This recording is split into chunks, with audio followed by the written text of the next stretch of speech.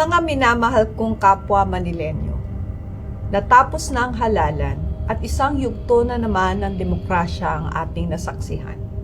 Isang araw kung kailan lahat tayo ay may pantay-pantay na kapangyarihan. Lahat tayo ay nagbahagi ng ating saloobin sa kung sino ang nais nating mamuno sa ating lungsod sa susunod na 3 taon.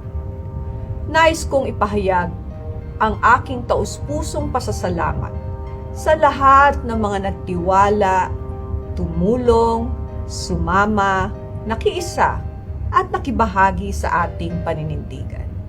Maraming salamat sa mga naglaan ng panahon, sa mga nag-alay ng kanilang lakas, talino at kakayahan sa pagsama sa ating kampanya.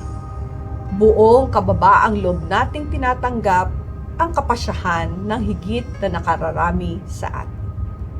Maraming salamat sa pagbibigay ninyo ng pagkakataon na ako'y maging kauna-unahang babaeng punong lungsod sa kasaysayan ng Maynila. Buong pagpapakumbaba kong ipinagkakapuri ang malaking karangalan na ipinagkaloob nyo sa akin.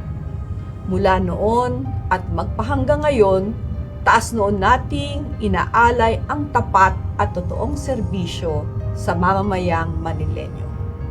Habang buhay kong handog sa inyo ang pagmamahal ng isang ina at kalinga ng isang doktora. Muli, ang taus-puso kong pasasalamat sa inyong lahat. Sa Diyos natin ibigay ang kapurihan at karangalan dahil sa Kanya nagmumula ang pinakamagandang plano para sa bawat isa.